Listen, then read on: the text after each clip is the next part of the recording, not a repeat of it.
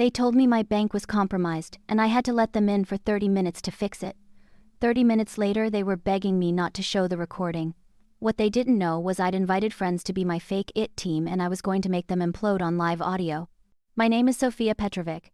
I'm 37 years old, I live in Melbourne, Australia, and I've been fascinated by both technology and human behavior for as long as I can remember.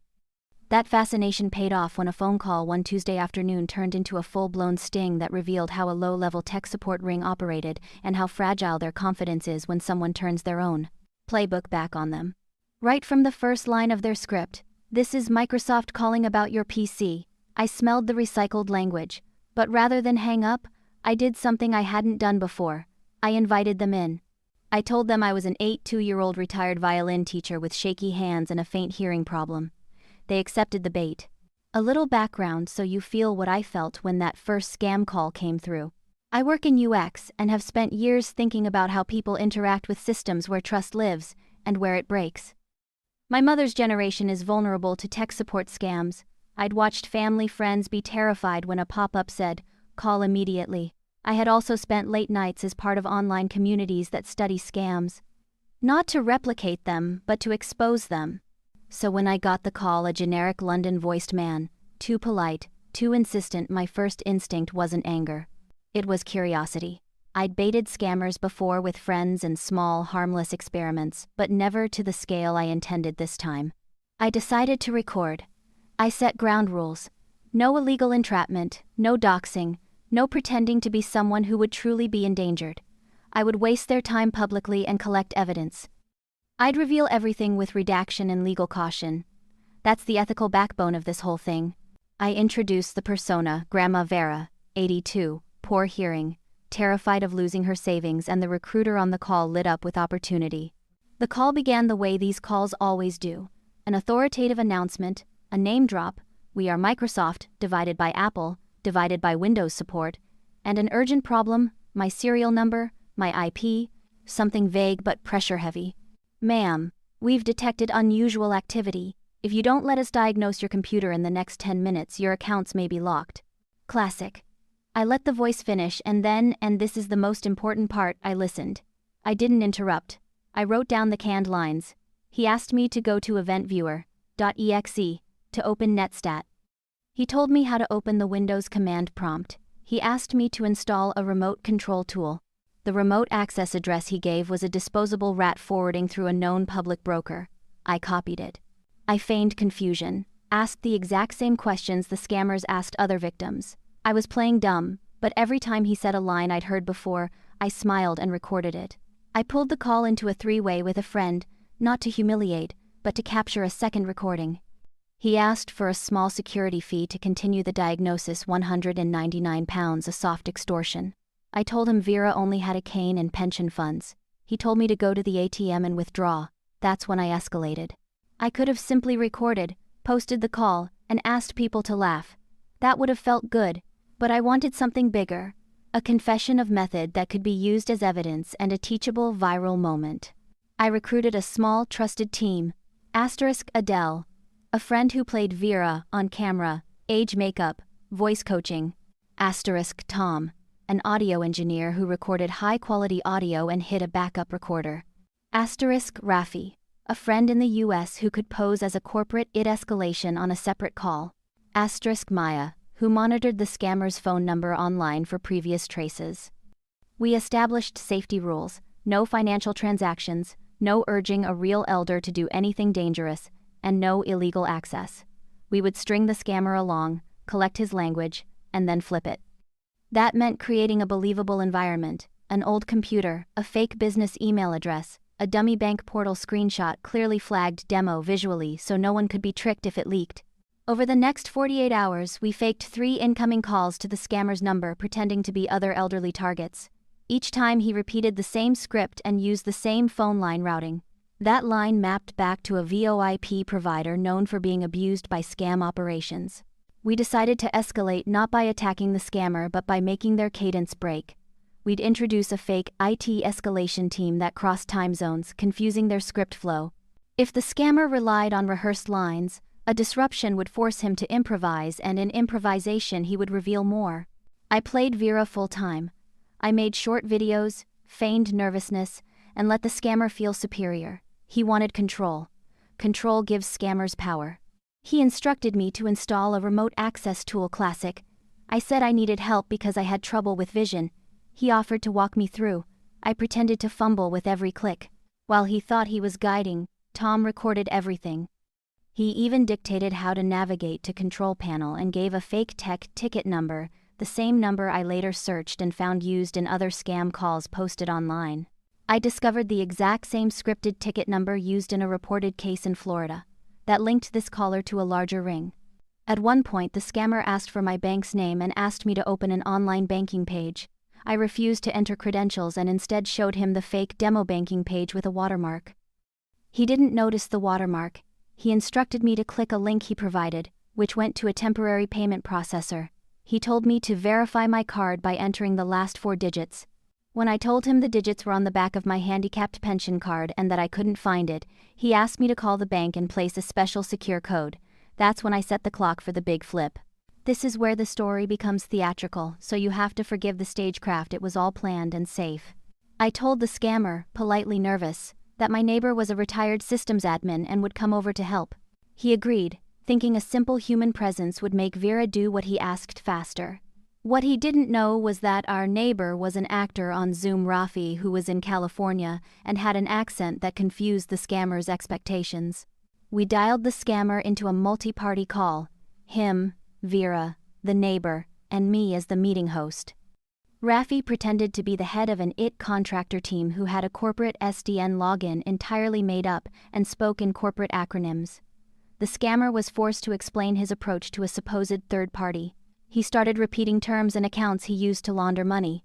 Under pressure, the scammer mentioned an account alias, repeatedly the same PayPal pseudonym we'd collected from the victim's receipts. We copied it verbatim. The scammer got flustered when Rafi asked him about reverse routing and VPN chaining, as if probing for technical competence. He made a slip, a live admission that his job required small cash routing through local financial service accounts. That was the grain of proof we needed. Once a scammer senses exposure, they panic. A liar can keep fabrication smooth when they control the narrative. When someone else controls it, they stutter. We continued the charade. Vera sounded grateful. Rafi asked complex technical questions designed to make the scammer prove his authenticity. The scammer tried to bluff, and that is the sweet spot. On the live call, he said things like, asterisk. We usually use FastPayX accounts, small amounts per client. Asterisk, we never accept full card numbers, only last 4, then we instruct for a verification hold. Seti find is approved. Seti. Asterisk. If someone starts complaining, move them to refund queue and open a new client with different email. Those phrases were not just performance, they were an admission of method. The scammer recited a string of account aliases and a step where they would ask victims to pay a refund fee that would later be exploited as part of a money mule chain. We recorded it. The names matched the accounts that victims had been told to pay into. He finally asked to take control of the computer to show Vera the threat, which of course we would not allow. Instead, I told him, loudly, that the neighbor would send a corporate IT escalation email in 30 seconds, and asked if he wanted to respond on the record. He answered impulsively, and that was the rope that hung him. I did not aim to destroy a human being. My aim was to reveal the method and stop harm. So we handled the next steps responsibly. We recorded the entire multi-party call and transcribed it. Tom cleaned audio, removed background noise, and we redacted anything that could identify private financial details. We reached out with a formal complaint to the VoIP provider, PayPal, the local financial authority, and a consumer protection unit in the scammer's presumed jurisdiction. We provided timestamps and the recording. Simultaneously, we prepared an educational video, the call excerpt, with heavy redaction, commentary, and step-by-step safety tips for older viewers. We posted it with a calm voiceover explaining what scammers do, why their tactics work, and how to avoid them. We intentionally did not publish identifying personal data. We published method and proof. The clip went viral among local community pages and elder support groups. People who had previously been ashamed came forward and reported attempts. Within 48 hours, several of the scammer's previously active payment links were suspended by payment processors after we filed complaints and alerted the hosting platforms. Here's where the real-world part of the story matters most. I didn't want to be a lone internet vigilante.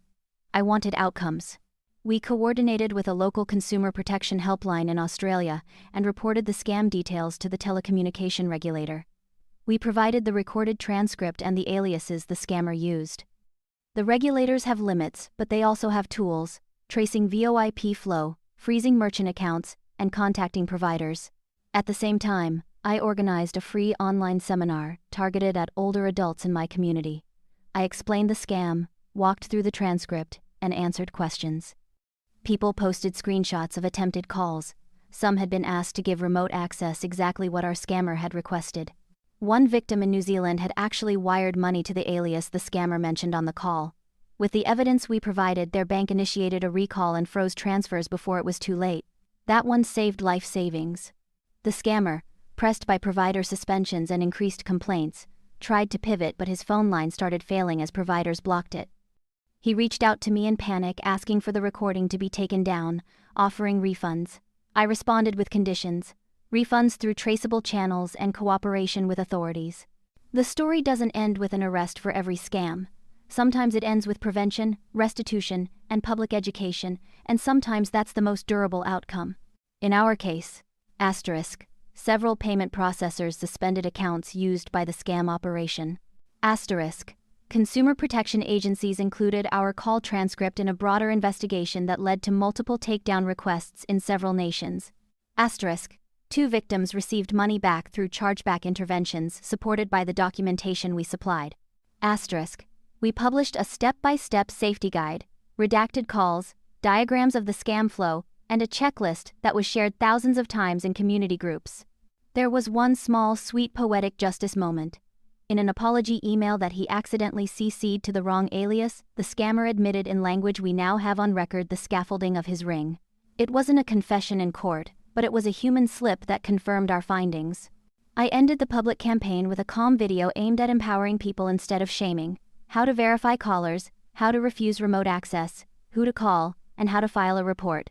A month later, a consumer protection hotline manager told me, privately, that several lines our evidence helped identify were now under investigation in 2 jurisdictions.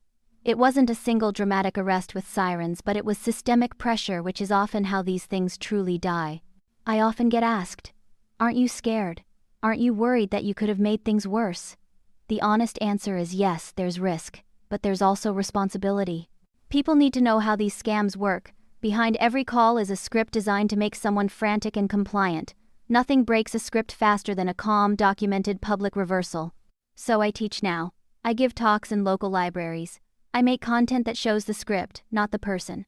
I hope you use the recording I made the same way I did, to inform, protect, and prevent. To anyone listening, if a caller says, "This is urgent," take a breath, demand a number, hang up, verify independently. Don't let pressure create compliance.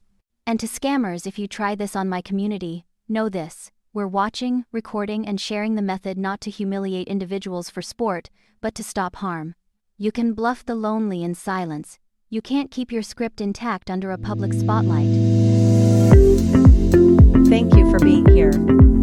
If you enjoyed this, go watch the one at the left, and don't forget to hit like and subscribe to the channel for more tales of triumph over injustice and a saga of ultimate revenge.